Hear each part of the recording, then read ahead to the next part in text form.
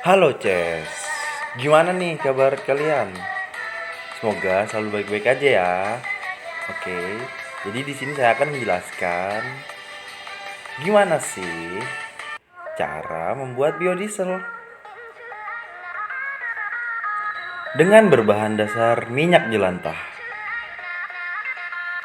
Yang pasti dengan cara yang goblok, karena kita ini adalah fansnya Lord Bobon Santoso. Yang pertama kali dilakuin adalah pastikan kalian punya minyak jelantah.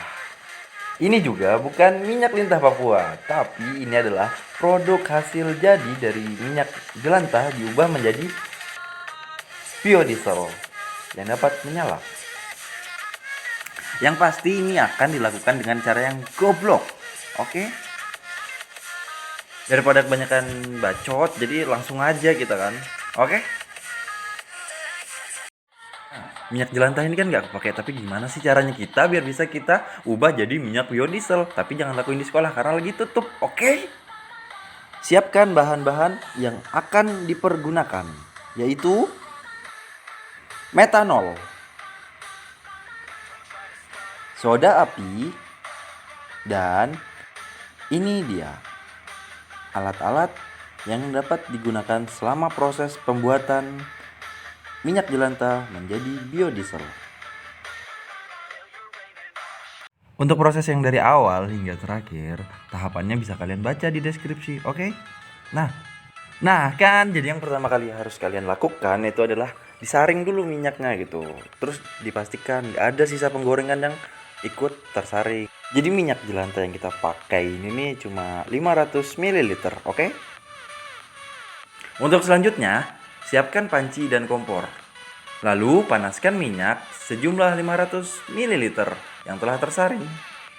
Dan pastikan panasnya mencapai suhu 50 hingga 60 derajat. Lalu diaduk hingga merata. Setelah itu didiamkan. Nah, lalu untuk proses selanjutnya dimasukkan ke dalam wadah botol 1,5 liter air mineral. Tuangnya juga jangan lupa pakai corong ya. Tuh kan, tumpah kan.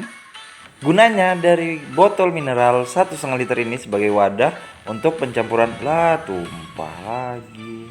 Ya udah, lihat aja deh pokoknya ya. Nah, untuk proses selanjutnya maka gabungkan antara metanol dan soda api agar mereka kumpul kebo. Lalu habis itu dikocok-kocok agar mereka terlarut. Nah, lalu setelah semuanya tercampur kan, tuh, jadi bahan-bahannya itu dicampurkan ke dalam minyak jelantah gitu. Jadi dituangkan. Nah, ini dituangkan berkali-kali. Nah, agar perbandingannya tuh pas antara metanol dengan minyak jelantah yaitu 5:1. Jadi 5 untuk minyak jelantah dan 1 untuk metanol. Dan 1,5 mg untuk NaOH sejumlah 500 ml minyak jelantah. Nah, lalu dicampurkan hingga 100 ml. Nah, agar semuanya tercampur merata maka dikocok-kocok, jangan lupa. Jadi di sini kita ada bahan tambahan lainnya, oke? Di sini ada Total Care yang halal ya, halal. Nah, gunanya Total Care ini adalah pembersih mulut gitu kan, penyegar, pewangi, agar menghilangkan bau-bau ketek dari ayam-ayam itu kan, bau-bau amis ikan, bau jigong biasanya ikan bau jigong gitu, itu hilang gitu biar kita harum. Lalu digabungkan dengan minyak jelantah yang telah tercampur dengan soda api dan dikocok. Habis itu didiamkan selama 24 jam. Siapkan pisau, oke? Takut. Serem. Habis itu ada senjata guru BK. Apa sih? Itu tuh biasa guru BK bawa tuh. Bikin wadah untuk proses penampungan selanjutnya. Nah, untuk wadahnya tuh dibalik kayak gini ya. Jadi kita akan membuang gliseril yang tidak terpakai, yang biasanya tuh mengendap di bawah tuh. Taiti sudah siap, tinggal ditambah es batu. Diamkan lagi selama 12 hingga 24 jam dan lihat hasilnya. Nah, jadi menghasilkan ada cairan penyegar mulut itu. Tadi Total Care-nya kan. Terus ada biodiesel setengah jadi dan gliserol. Gliserol apa gliserol ya? Ya, pokoknya itulah yang mengendap di dasar dah pokoknya lah itu. Ya, oke.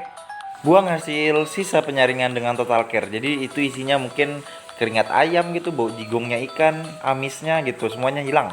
Next, untuk selanjutnya, maka siapkan air panas. Maksudnya panci ya, yang ada airnya gitu. Panaskan hingga mencapai suhu 50 hingga 60 derajat Celcius. Nah, untuk selanjutnya air panas tadi itu dimasukkan ke dalam wadah, oke? Pakai corong biar nggak tumpah. Wadah ini akan menjadi tempat pencampuran antara biodiesel setengah jadi dengan air panas. Nah, tujuan dari proses ini adalah untuk membuang sisa metanol dan NaOH berlebih sehingga tidak termasuk dalam proses pembuktian. Dan untuk proses pembuangan metanol dan NaOH berlebih, kita harus mengocoknya secara perlahan gitu. Karena kita nggak mau biodiesel yang setengah jadi ini terpecah gitu. Jadi kita cuma butuh pelan-pelan agar sisanya itu terbuang dan terkumpul dengan air gitu.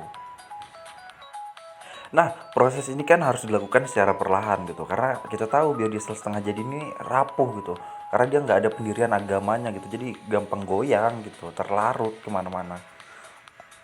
Putar lagi, sampai capek.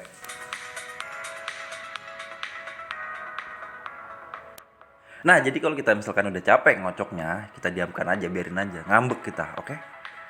Boleh-boleh juga nih botol nih, posturnya kotak-kotak badannya. Nah, tapi kita fokus ke lapisan yang terbentuk, seperti itu, oke?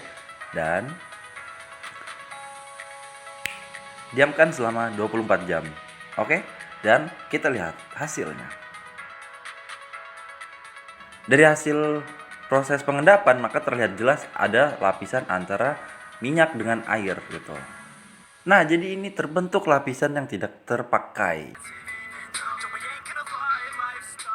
Siapkan paku. Ini pakunya asli ya, oke? Coba tes.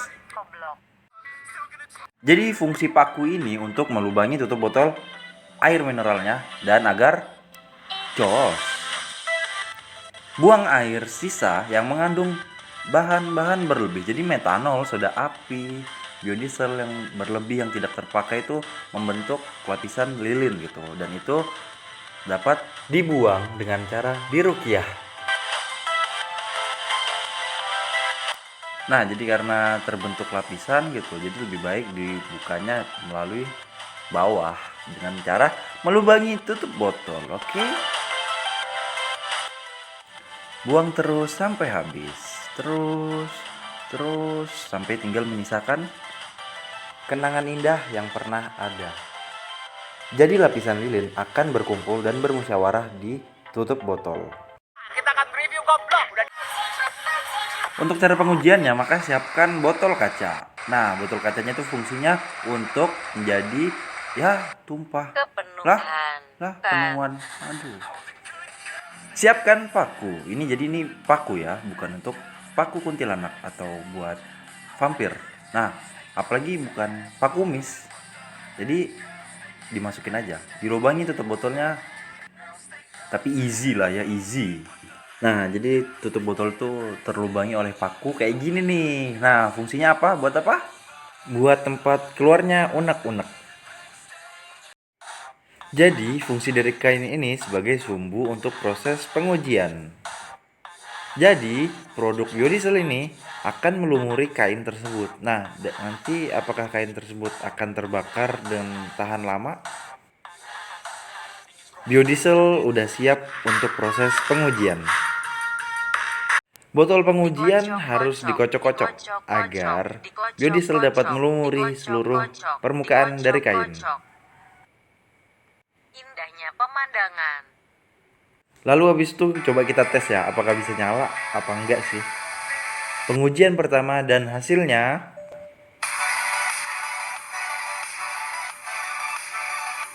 percobaan kedua.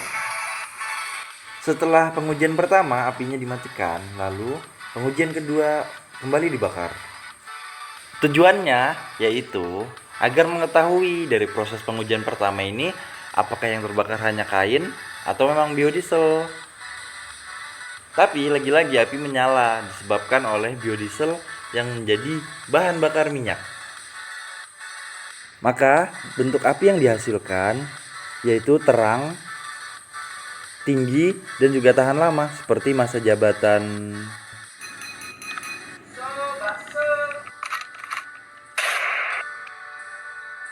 Biodiesel ini cocok banget buat yang suka kehilangan korek di tongkrongan. Biasa tuh temen.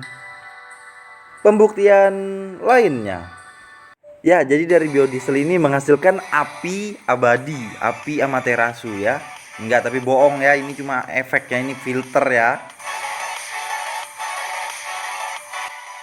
Ya, jadi pembuktiannya terhadap botol kaca yang berisi sumbu kain dengan lampu apa nih? Lampu teplok ya. Ya, itu tuh adalah menyala.